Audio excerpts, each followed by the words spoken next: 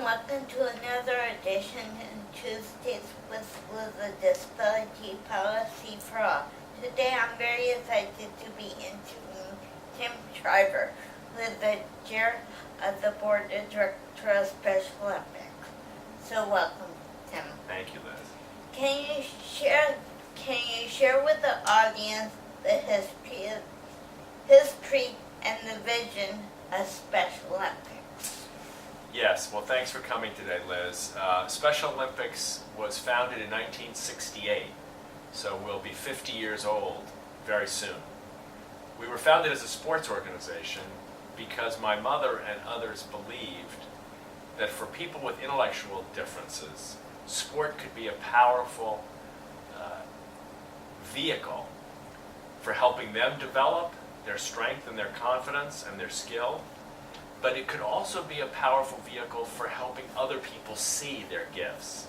So it was in the beginning a civil rights movement where the toolkit was sport, and the power and the joy and the fitness that comes with sport.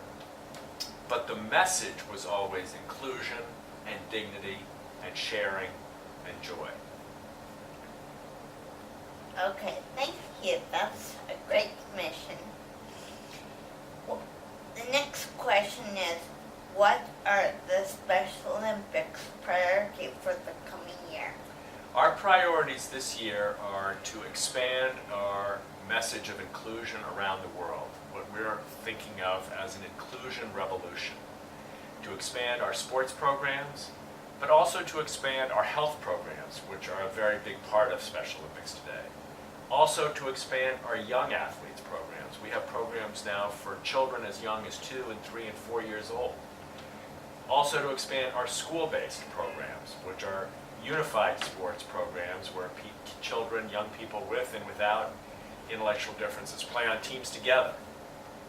So this is a social change menu of programs that when you put them together in a community, help tip the community from being one that excludes or is fearful of difference to one that is welcoming and celebrating of difference. Our mission is to grow those programs in the coming year and push the message of inclusion at the highest levels of government and policy and media in 170 countries around the world. What a great thing to do. We hope, yeah. And I love the word inclusion. The last question, and you and I have talked in the past about leadership. What is your vision for leadership for people with disabilities? Well, I think the first thing we have to remember is that people with intellectual disabilities have been leaders for generations. And many people have followed them, mostly people close to them, their mothers, fathers, brothers, and sisters and friends. But they've been leading already in a very unique and powerful way. What's different now is that more people are paying attention because more and more people see people with disabilities and see a different kind of leadership. Sometimes it's a leadership that is more interested in relationship than in power. Sometimes it's leadership that's better at listening than speaking. Sometimes it's leadership that has such a powerful voice from people who have been excluded and therefore uniquely have the gift of teaching the culture what it needs to change. These are all qualities of leadership that you don't get on Capitol Hill, or you don't get in universities, or you don't get in businesses, because most of the leaders in those places don't know exclusion. People with disabilities do.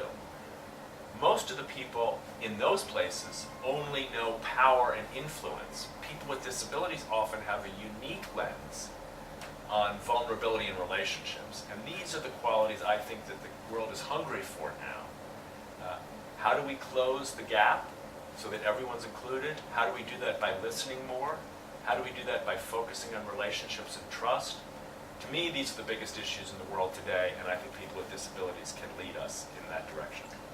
So when you're talking that we have already been leaders, you're talking about that we've been trying to be included in families. We have been trying to be included in on discussions and things like that. That's exactly right, for a long time.